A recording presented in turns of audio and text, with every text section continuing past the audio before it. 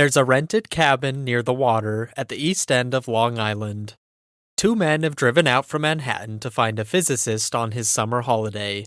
They bring no equipment and no experiment, only a draft letter, and the hope that he will lend it his name. The letter warns the government about uranium. None of them yet knows whether the thing it describes can be built. Welcome to Same Day, Different Century. I'm Zach. Today is August 2nd. The problem began in Berlin 7 months earlier. In December 1938, Otto Hahn and Fritz Strassmann bombarded uranium with neutrons and found barium in the residue, an element roughly half of uranium's weight, where they had expected something heavier. They published the result without being able to explain it. Hahn's collaborator of 3 decades, Lise Meitner, was in Sweden. She had fled Germany that July. Her Austrian passport had shielded her from the racial laws until Hitler annexed Austria and took the passport's protection with it. Over Christmas, working with her nephew Otto Frisch, she did the work. The nucleus had split in two, and the missing mass had left as energy. Frisch gave it a name borrowed from biology: fission. Niels Bohr carried the news across the Atlantic in January 1939. American laboratories confirmed the splitting within weeks, but a splitting nucleus by itself is a laboratory curiosity. The question that mattered was different. Does fission throw off spare neutrons, enough of them to split further nuclei and keep going? One man had been waiting 6 years for that question. Leo Szilard, a Hungarian physicist then living in New York, had conceived of a neutron chain reaction in London in 1933.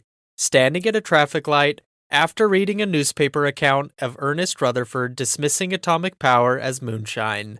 He filed for a patent on it in 1934 and assigned the patent to the British Admiralty in 1936, specifically to keep it out of open literature. In early March 1939 at Columbia University, Szilard and Walter Zinn watched an oscilloscope screen register the flashes of secondary neutrons coming off fissioning uranium. Szilard later recalled that after they switched the equipment off, he had little doubt the world was headed for grief. His first response was not to warn anyone. It was to stop publishing. Through the spring, he pressed physicists in the United States, Britain, and France to withhold their chain reaction results voluntarily. The Paris group under Frédéric Joliot-Curie declined and published in April. The approximate number of neutrons released per fission was now printed, available on any physics library shelf, including in Germany. And Germany had reasons to be reading. In March, German forces had taken the remainder of Czechoslovakia. The uranium mines at Joachimsthal, the best-known deposit in Europe, had already been theirs since the Sudetenland was handed over the autumn before. That spring, Berlin halted uranium sales from the mines. German physicists began meeting on the uranium question that same spring. What Szilard lacked was any way to act on it. He was a refugee on a temporary appointment, with no laboratory, no funding, and no line to Washington. What he had instead was a friend somewhere on Long Island. In mid-July, Szilard and Eugene Wigner drove out to Peconic, where Albert Einstein was renting a cabin for the summer. Szilard explained the chain reaction. By Szilard's account, Einstein said he had simply never thought of that. That detail matters, because it defines what Einstein contributed.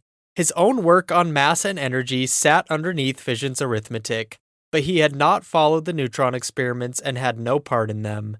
He was not being asked for physics. He was being asked for a name that a head of state would not put down unread.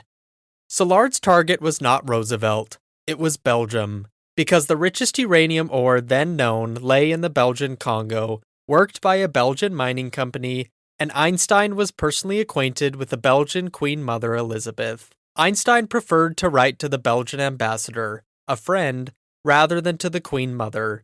Wigner raised an objection. Private citizens should not approach a foreign government without telling the State Department. So a covering note to Washington was added. Alexander Sachs, an economist at Lehman Corporation with access to the White House, told Szilard to aim higher, and offered to put a letter into Franklin Roosevelt's hands himself. In the last days of July, Szilard went back to Peconic with Edward Teller, later to be named the father of the hydrogen bomb. Einstein dictated a draft in German.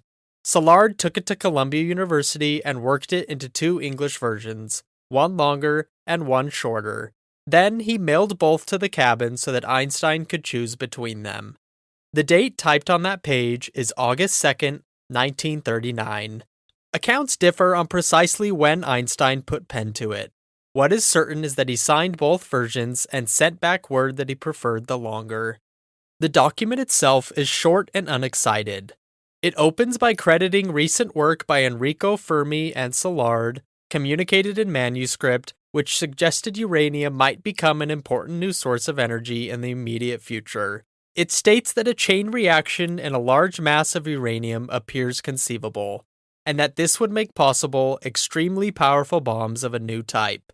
The phrase atomic bomb never appears in the letter, neither does any promise.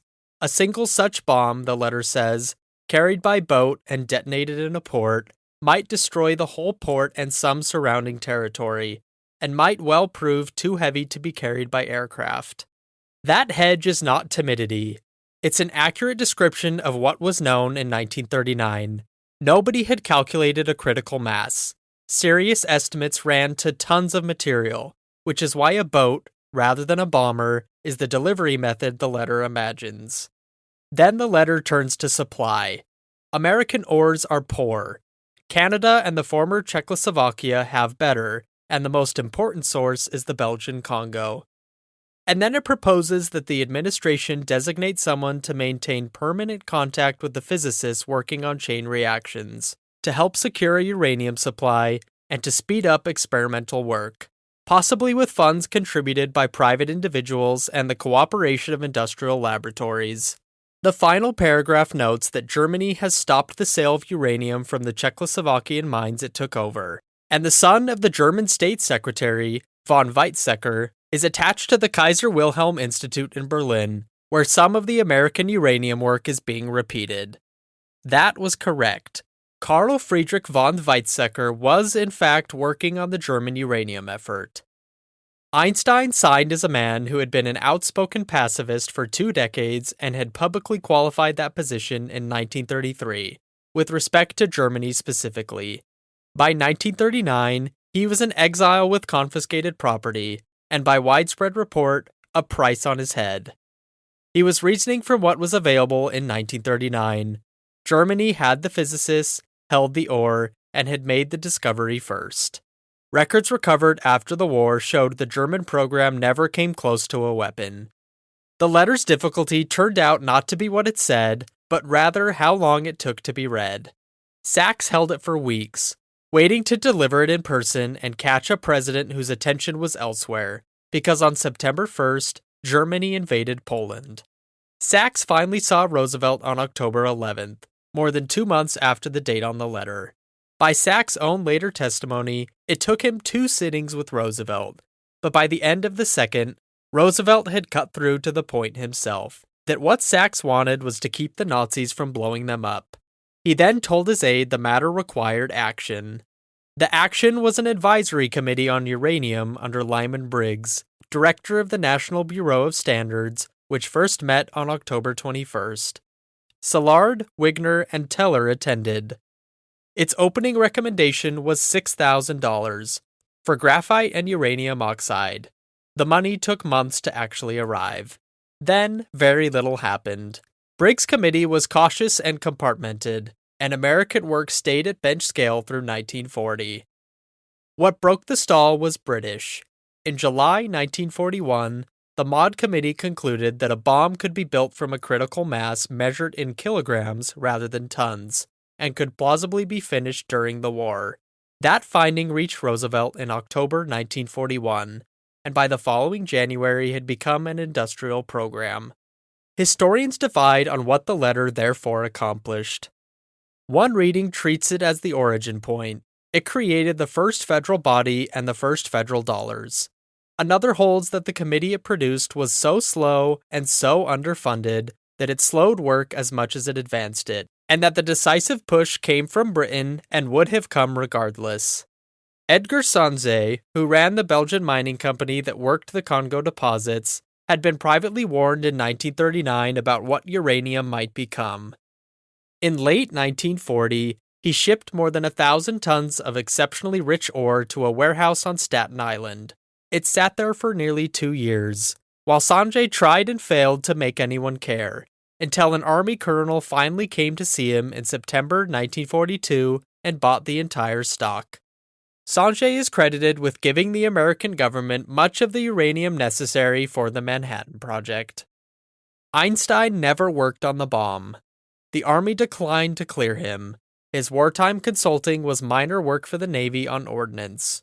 In 1954, Linus Pauling recorded in his diary that Einstein told him signing that letter was the one great mistake of his life. That's same day, different century. I'm Zach. We'll be back tomorrow with another date, another story. Thanks for listening.